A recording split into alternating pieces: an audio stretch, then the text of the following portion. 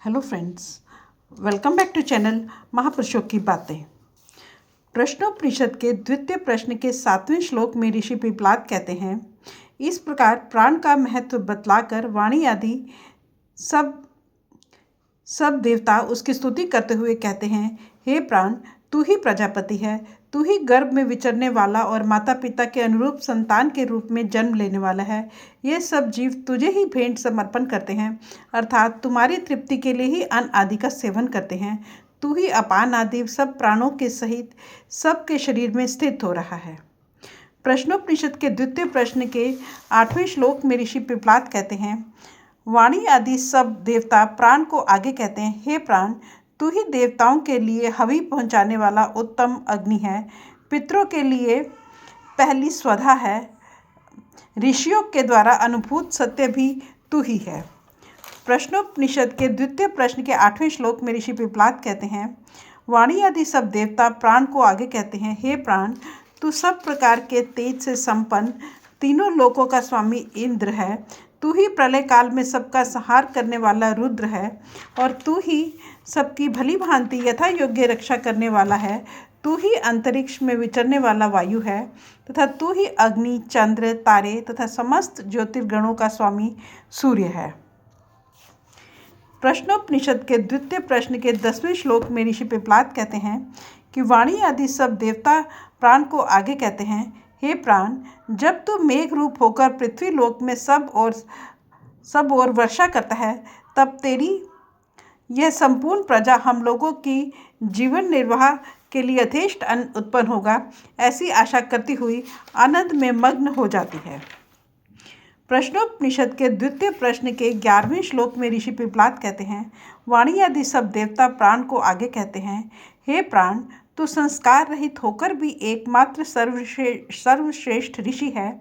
हम सब इंद्रियां और मन आदि तेरे लिए नाना प्रकार के भोजन सामग्री अर्पण करने वाले हैं, और तू उसे खाने वाला है। तू ही समस्त विश्व का उत्तम स्वामी है।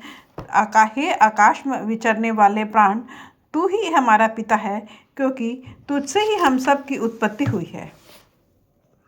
प्रश्नोपनिषद के द्वितीय प्रश्न के 12वें श्लोक में ऋषि पिपलाद कहते हैं, वाणी आदि सब देवता प्राण को आगे कहते हैं, हे प्राण, जो तेरा स्वरूप वाणी, श्रोत्र, चक्षु आदि समस्त इंद्रियों में और मन आदि अंतःकरण के वृत्तियों में व्याप्त है, उसे तू कल्याण में बना ले, अर्थात तुझमें जो हमें सावधान करने के लिए आवेश आया है उसे शांत कर ले, और तू शरीर से उठकर बाहर ना जा।